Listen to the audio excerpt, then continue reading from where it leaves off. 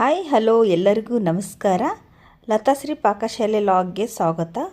ಇವತ್ತಿನ ವಿಡಿಯೋದಲ್ಲಿ 2 ಮೊಟ್ಟೆ, ಕಾಲಿಫ್ಲವರು, ಬಾಸುಮತಿ ಅಕ್ಕಿ ಇದ್ದರೆ ಸಾಕು, ತುಂಬ ರುಚಿಕರವಾದ ಹೋಟೆಲ್ ಶೈಲಿಯಲ್ಲಿ ಮಾಡುವಂಥ ಫ್ರೈಡ್ ರೈಸ್ ಮಾಡಿ ತೋರಿಸ್ಕೊಡ್ತಾ ಇದ್ದೀನಿ. ಈ ವಿಡಿಯೋ ನೀವು ಕೊನೆವರೆಗೂ ಸ್ಕಿಪ್ ಮಾಡದೆ ವಾಚ್ ಮಾಡಿ, ಯಾಕಂದರೆ ನಾನು ಹಾಕಿರೋ ಐಟಮು ಯಾವ ಥರ ಮಾಡೋ ಮೆಥಡು ಕರೆಕ್ಟಾಗಿ ಅರ್ಥ ಆಗುತ್ತೆ. ಟಿಫನ್ಗೆ, ಲಂಚ್ಗೆ ಈಜಿ ರೆಸಿಪಿ ಹೇಳ್ಕೊಡ್ತಾ ಇದ್ದೀನಿ.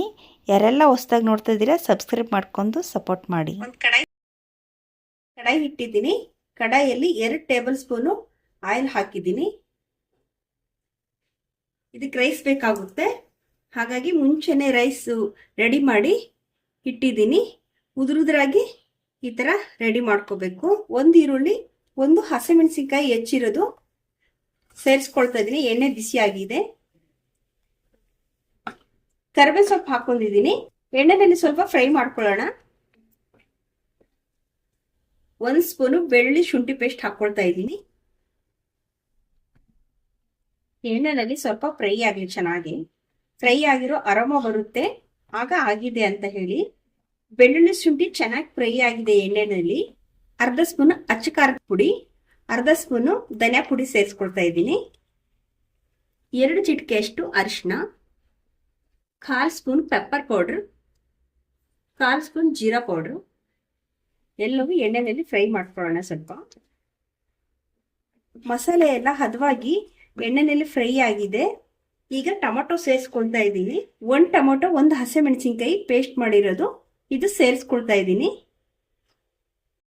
ಟೊಮೊಟೊ ಹಸಿ ಸ್ಮೆಲ್ ಹೋಗೋವರೆಗೂ ಸ್ವಲ್ಪ ಫ್ರೈ ಮಾಡ್ಕೊಳ್ಳೋಣ. ಕಾಲಿಫ್ಲವರು ಚೆನ್ನಾಗಿ ಕ್ಲೀನ್ ಮಾಡಿ ಬಿಸಿ ನೀರಲ್ಲಿ 10 ನಿಮಿಷ ಕುದಿಸಿ ತಣ್ಣಗೆ ಮಾಡಿ ಇಟ್ಟಿದ್ದೆ. ಚಿಕ್ಕ ಚಿಕ್ಕದಾಗಿ ಪೀಸ್ ಕಟ್ ಮಾಡಿ ಇದಕ್ಕೆ ಸೇರಿಸ್ಕೊಳ್ತಾ ಇದ್ದೀನಿ. ಮಸಾಲೆ ಹಿಡಿಯೋವರೆಗೂ ಚೆನ್ನಾಗಿ ಫ್ರೈ ಮಾಡ್ಕೋಬೇಕಾಗುತ್ತೆ. ತುಂಬಾ ಚೆನ್ನಾಗಿರುತ್ತೆ. ಲಂಚ್ ಬಾಕ್ಸಿಗೆ ಚೆನ್ನಾಗಿರುತ್ತೆ, ರಾತ್ರಿ ಡಿನ್ನರ್ ಕೂಡ ತುಂಬಾ ಚೆನ್ನಾಗಿರುತ್ತೆ. ಅರ್ಜೆಂಟಲ್ಲಿ ಮಾಡ್ಕೋಬಹುದು, ತುಂಬಾ ಚೆನ್ನಾಗಿರುತ್ತೆ. ನೀವು ಒಮ್ಮೆ ಟ್ರೈ ಮಾಡಿ. ತುಂಬಾ ಡಿಫ್ರೆಂಟ್ ಆದ ರೆಸಿಪಿ ತೋರಿಸ್ಕೊಡ್ತಾ ಇದ್ದೀನಿ. ಈಗ ಸ್ವಲ್ಪ ಉಪ್ಪು ಸೇರಿಸ್ಕೋಬೇಕಾಗುತ್ತೆ.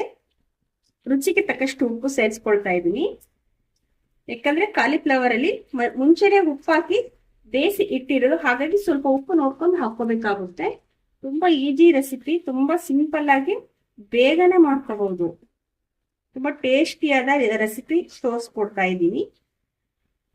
ಲಿಡ್ ಮುಚ್ಚಿ 1 ನಿಮಿಷ ಬೇಯೋದಕ್ಕೆ ಬಿಡ್ತಾ ಇದ್ದೀನಿ.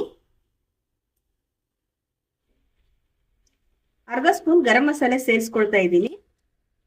ನಿಮ್ಮ ಹತ್ರ ಗರಂ ಮಸಾಲೆ ಇದ್ರೆ ಸೇರಿಸ್ಕೋಬಹುದು, ಇಲ್ಲ ಚಿಕನ್ ಮಸಾಲ ಇದ್ರೂ ಚಿಕನ್ ಮಸಾಲ ಪೌಡರ್ ಸೇರಿಸ್ಕೋಬಹುದು. 2 ಮೊಟ್ಟೆ ತಕೊಂಡಿದ್ದೀನಿ. 2 ಮೊಟ್ಟೆ ಹೊಡೆದ್ಬಿಟ್ಟು ಸೇರಿಸ್ಕೊಳ್ತಾ ಇದ್ದೀನಿ. ಲಿಡ್ ಮುಚ್ಚಿ 10 ಸೆಕೆಂಡು ಬೇಯೋದಕ್ಕೆ ಬಿಡಬೇಕು. ಹಾಗೆ ಉದುರಾಗಿ ಬರುತ್ತೆ ಎಗ್ಗು, ಹಾಗಾಗಿ ಲಿಡ್ ಓಪನ್ ಮಾಡಿ ಮಿಕ್ಸ್ ಮಾಡ್ಕೊಳ್ಳೋಣ. 1 ಸ್ಪೂನು ಟೊಮೊಟೊ ಸಾಸ್ ಹಾಕೊಳ್ತಾ ಇದ್ದೀನಿ. ಎಲ್ಲ ಮಿಕ್ಸ್ ಮಾಡ್ಕೊಳ್ಳೋಣ. ಉದುರಾಗಿ ಬರುತ್ತೆ ಈ ತರ ಮಾಡಿದ್ರೆ. ನಾನು 2 ಎಗ್ ಹಾಕಿದ್ದೀನಿ. ನಿಮ್ಮ ಮನೆಯಲ್ಲಿ ಎಷ್ಟು ಜನ ಇರ್ತಾರೋ ಅದ್ರ ಕ್ವಾಂಟಿಟಿ ತಕ್ಕಂತೆ ನೀವು ಎಗ್ ಸೇರಿಸ್ಕೋಬಹುದು. 10 ಸೆಕೆಂಡ್ ಲಿಡ್ ಮುಚ್ಚಿ ಬೇಯೋದಕ್ಕೆ ಬಿಡ್ತಾ ಇದ್ದೀನಿ. ಮಸಾಲೆ ಎಲ್ಲ ಸ್ವಲ್ಪ ಚೆನ್ನಾಗಿ ಹಿಡ್ಕೊಳ್ಳಿ.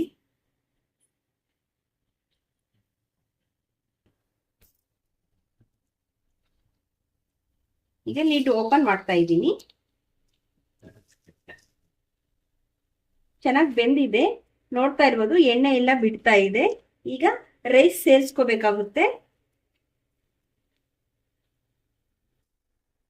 ಮುಂಚೆನೆ ರೈಸ್ ಮಾಡಿ ಅನ್ನ ಮಾಡಿ ಇಟ್ಟಿದ್ದೆ, ಬಿಡಿ ಬಿಡಿಯಾಗಿ ನೋಡ್ತಾ ಇರ್ಬೋದು, ಉದುರಾಗಿ ಇದೆ. ನಾನು ಬಾಸುಮತಿ ರೈಸ್ ತಗೊಂಡಿದ್ದೀನಿ. ನಾರ್ಮಲ್ ರೈಸ್ ಅಲ್ಲೂ ಕೂಡ ನೀವು ಮಾಡ್ಕೋಬಹುದು. ಮುಂಚೆನೆ ಅನ್ನ ರೆಡಿಯಾಗಿ ಸ್ವಲ್ಪ ತಣ್ಣಗಾಗೋದಕ್ಕೆ ಬಿಡ್ಬೇಕಾಗುತ್ತೆ. ಈಗ ರೈಸ್ ಸೇರಿಸ್ಕೊಳ್ಳೋಣ.